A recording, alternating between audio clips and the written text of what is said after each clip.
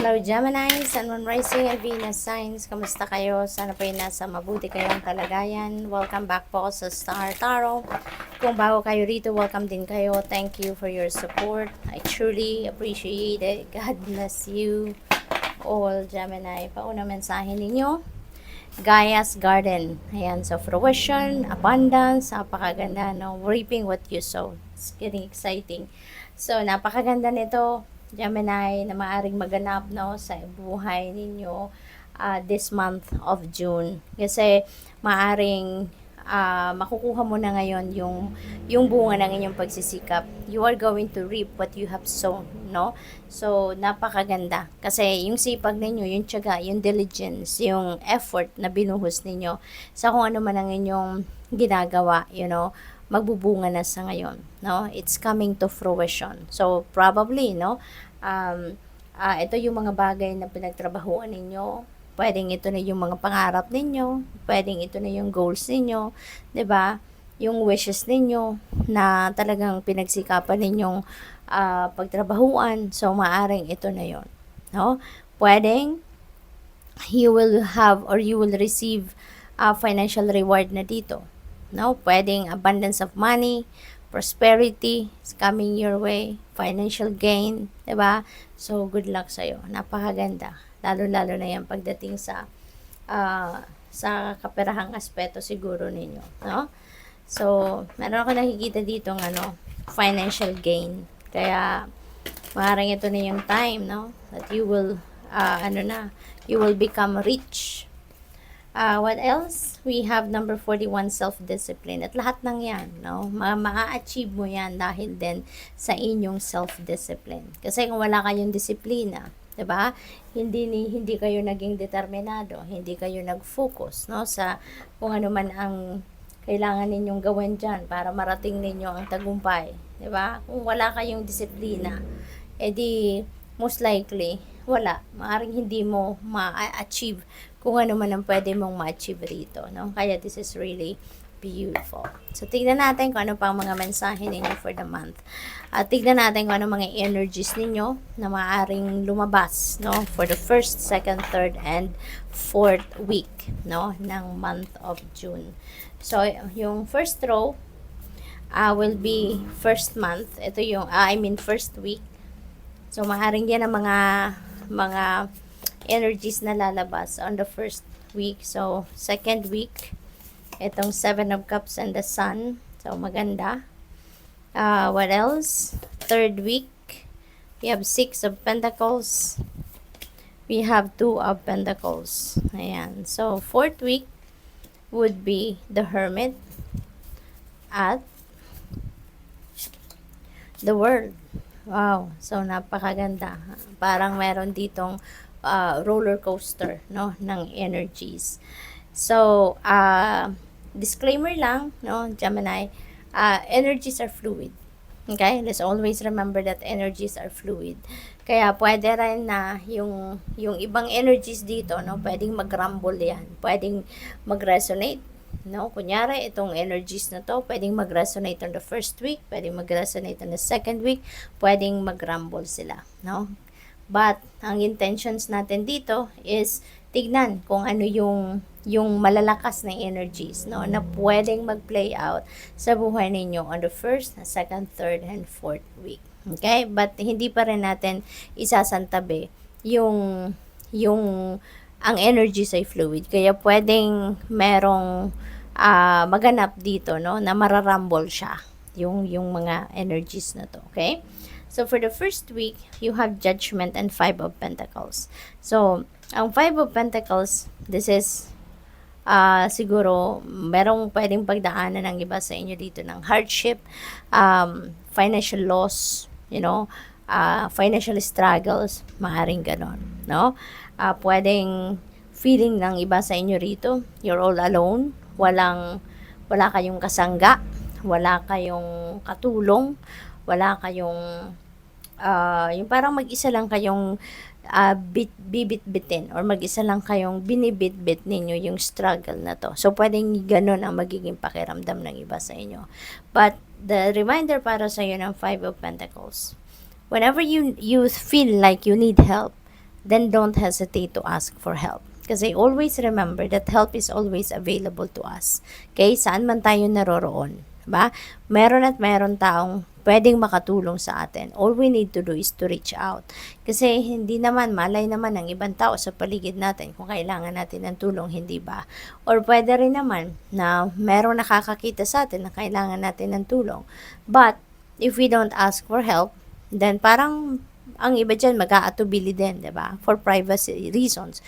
Mag-aatubiling mag-initiate ng tulong because hindi naman nila alam kung ano yung totoong pinagdadaanan natin or ano yung mararamdaman natin, 'di ba? Kung mag-i-initiate sila na tulungan kayo or mag-offer sila ng tulong. Kasi 'di ba, iba-iba tayo ng ugali, iba-iba tayo ng perception. So maaaring ma-misinterpret sila, 'di ba?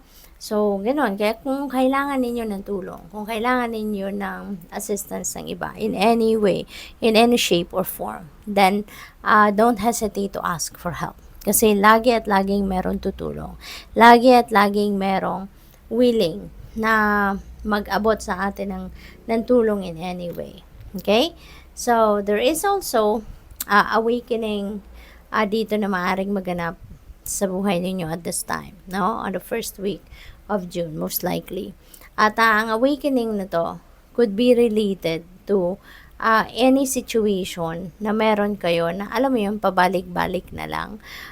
Pwedeng meron ditong karmic debt ang iba sa inyo. Yung bang merong sitwasyon, problema, gano'n, na pabalik-balik na lang. It's because hindi pa ninyo natututunan kung papaano ninyo ito i-handle.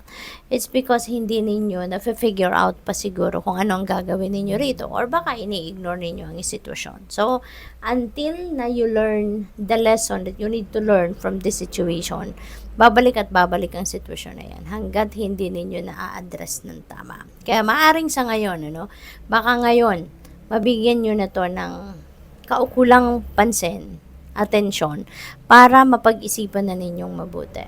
No, yung parang seryosohin na ninyo ang sitwasyon na to, na kailangan na ninyong pagdesisyonan nito, kailangan na ninyong pansinin ito, kailangan na ninyong gawan ng paraan ito. No, yung ganon. So, in the second week, it's getting better kasi we have the sun energy. And the sun is about success. This is about optimism, happiness, joy, tagumpay sa iba't ibang larangan, tagumpay sa iba't ibang yugto, ng buhay ninyo. So this is really a time for happiness and joy, Kaya entitled kayo, to celebrate your successes dito. Entitled kayo dito na i-enjoy ang bawat tagumpay na makakamit ninyo rito. And most importantly, magliliwanag ang buhay ninyo. Magliliwanag na yung isip ninyo, yung nararamdaman ninyo, gagana. Even yung physical body ninyo, mas magiging energetic kayo. Diba? Magiging optimistic kayo sa ngayon, enthusiastic, yung ganon. At saka, talagang magiging malalim ang saya na maaaring maramdaman ng iba sa inyo rito. Kaya, this is really a beautiful energy. Seven of Cups, maraming choices, ang dadating. Marami kayong pagpipilian, mga opportunities dito. Kaya, this is one of the blessings na pwedeng matanggap ninyo sa ngayon, at this time. Kaya pag-isipan ninyong mabuti para nang sa gayon, ma-figure out ninyo kung alin dito yung best para sa'yo. Kasi you're given that liberty, diba? You're given that liberty to choose kung anong path ang gusto ninyong tahakin. Kasi maaaring iba't ibang klaseng opportunities ang dadating sa inyo rito na kailangan ninyong pagpilian. On the third week, meron tayong 6 of Pentacles, meron tayong 2 of Pentacles. So, ang sipag ninyo, ang napakasipag ninyo magtrabaho. Napaka-diligent ninyo, talagang siguro nagmo-multitasking kayo, parang hindi kayo napapagod, parang ganon. Kaya ang dami-daming opportunity na dumadating sa'yo. Kasi talagang siguro kahit isa, dalawang trabaho, tatlo, pwede ninyong pagsabayin, Pero yun nga, this is also being sent to you na mensahe na to para gabayan ka na kailangan mo din na magpahinga, kailangan mo din ng balanse, kailangan mo din na pag-isipan mabuti kung paano ninyo i-manage ng maayos ang inyong mga ginagawa. Kasi hindi pwedeng isa, dalawa, tatlo lang yung kailangan ninyong yung kailangan ninyong asikasuhin, 'di ba? There are other things sa buhay ninyo na kailangan din ng inyong intensyon, lalong-lalo na yung inyong kalusugan. Lalong-lalo na yung inyong health, 'di ba? Kaya kailangan ninyo rito ng balanse. Kailangan ninyo rito ng um, um, may listahan kayo. At least, no, may listahan kayo para may guide kayo ng priorities ninyo, 'di ba? At sana yung well-being ninyo, yung good health ninyo, yung kalusugan ninyo, yung physical body ninyo should be, yun ang first priority ninyo. With the Six of Pentacles, may windfall of money dito na pwedeng dumating sa inyo, no? So, meron biyaya, no, pangkaperahan na pwedeng dumating sa inyo dito at maaring ito na yon. Diba? Ito na yung abundance and prosperity na sinasabi ni Gaia's Garden na maaring dumating sa inyo rito. At ang maganda rito, you will receive, no? Or you will receive abundance of money or abundance of material things. At generous kayo. So hindi nyo lang yan gagamitin para sa sarili ninyo. But you are also going to allot some of your money, of your resources para makatulong din kayo sa iba. Kaya you will continue to receive a blessing kasi hindi nyo lang sinasarili, hindi nyo lang ito ginagastos para lang sa'yo or sa pamilya mo. But even sa ibang tao na kahit hindi mo kamag-anak, hindi mo kadugo, tumutulong ka, nagbibigay ka. Kaya you will continue to be blessed with abundance of blessings, no? Sa fourth week naman, meron tayong Hermit, meron tayong the World, no? So Hermit, kailangan nyo ng pahinga, kailangan ninyo ng solitude, kailangan ninyo na mag-renew ng inyong sarili. 'Di ba? Kasi sa Two of Pentacles, pagod kayo. At saka, so the World, this is also a time of success. This is also a time of completion, no, of tagumpay. So ibig sabihin dito, you work so hard dito para makarating kayo dito sa tagumpay na to, 'di ba? Kaya kailangan din na magpahinga talaga kayo. Makakamit nyo na yung tagumpay, makakamit nyo na yung success dito sa kung ano man ang mga pinagtrabahuan ninyo for the longest time, 'di ba?